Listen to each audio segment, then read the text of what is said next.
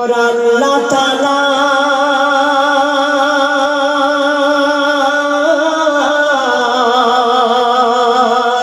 মোর আল্লাহ তাআলার মনের আশা পূরণ হয়ে যায়। আলিফ নূরের টুকরা এলো মাটির শিলায়, আলিফ নূরের টুকরা এলো মাটির শিলায়। তারপর আলিফেতে আল্লাহ ছিল, বলতে কিছু চায় না, বলে বন্ধুকে মোর ছেড়ে দিতে একটু ইচ্ছে হয় না, বন্ধুকে মোর ছেড়ে দিতে একটু ইচ্ছে হয় না। বান্দায় আমার উম্মত তারা সবই চিন্তা করে, আল্লাহ বলছে বান্দায় আমার উম্মত তারা সবই চিন্তা করে, পাঠিয়ে দিলাম আমি নবুয়তের মোহর মেরে, পাঠিয়ে দিলাম আমি নবুয়তের মোহর মেরে। আমার আল্লাহ সুবহানাহু ওয়া তাআলা বিশ্ব নবী হুজুর আকরাম সাল্লাল্লাহু আলাইহি সাল্লামকে পৃথিবীর জমিনে নবুয়ত দিয়ে পাঠিয়েছিল। নবী হওয়ার আগে আমার রাসূলের সম্মান, আমার রাসূলের আখলাক চরিত্র সবার থেকে ঊর্ধ্বে ছিল, নবী হওয়ারও পরে তার সম্মান ঊর্ধ্বে ছিল। তাই লিখছে মোর নবীর ছোঁয়া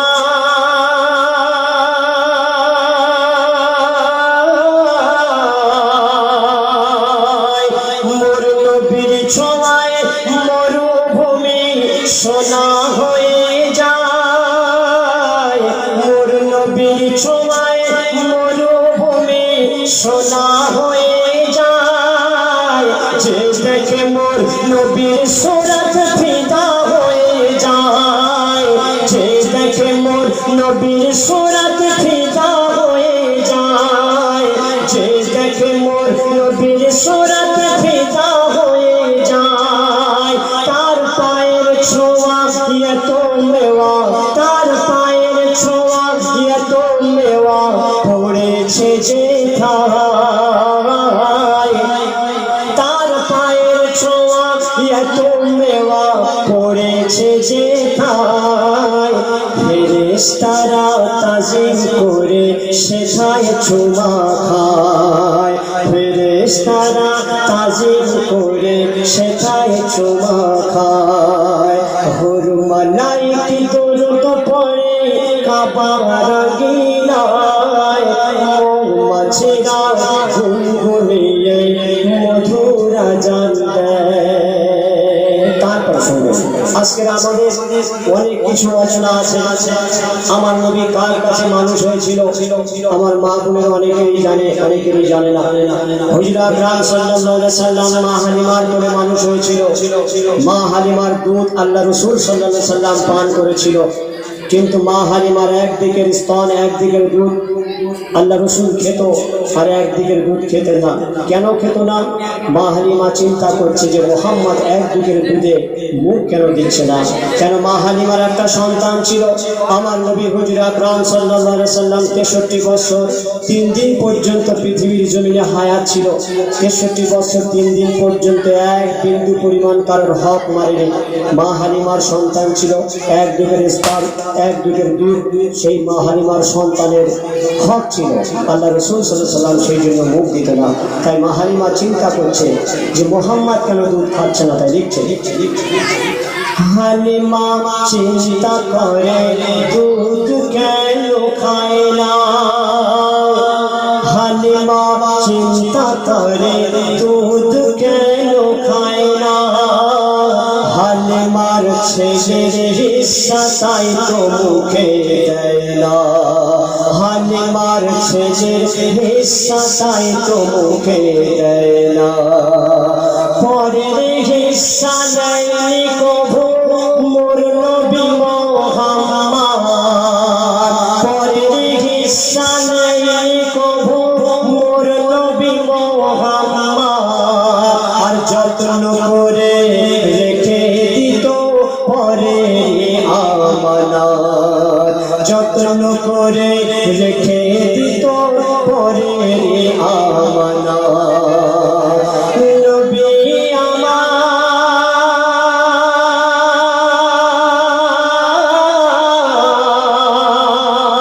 নবী আমার নিজের শান্তি চাইনি দুনিয়ায়।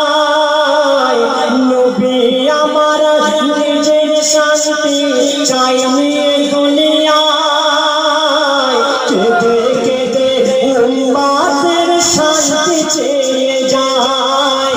কেঁদে কেঁদে উম্মতের শান্তি চেয়ে যায়। অনাহারে থেকে পেটে পাথর বেঁধে নেয়।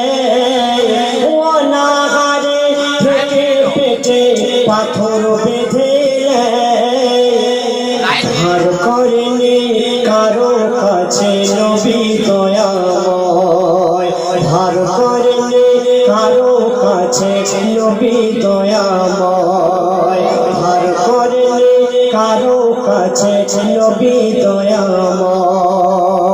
শেষ সঙ্গে সঙ্গে আমরা আজকে প্রয়োজন পড়লে মানুষের কাছে হাত পাতি, ধার করি, কিন্তু আমার নবী হুজুর আকরাম সাল্লাল্লাহু আলাইহি সাল্লাম যখন কোনো মানুষ কোনো আমানত স্বরূপ কিছু রেখে দিত, আমার রসুল সেই আমানতকে খেয়ানত করতো না, আর কোনোদিন কারোর কাছে হাত পাতত না।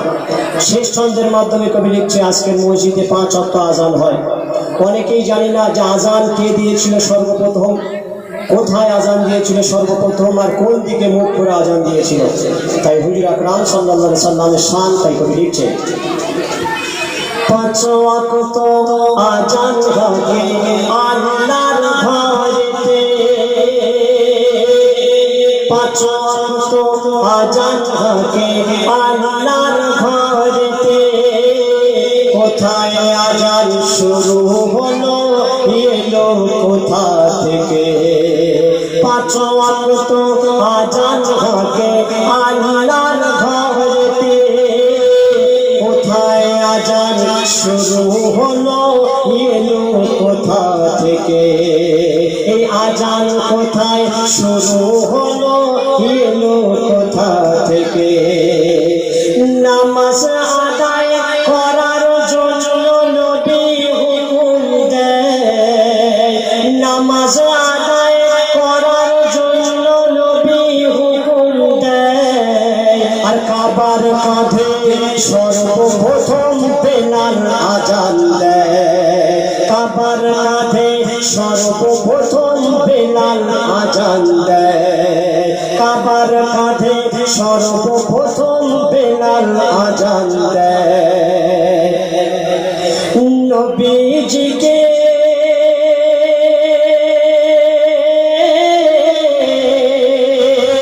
নবীজিকে সামনে রেখে বেলাল আজান দেয়।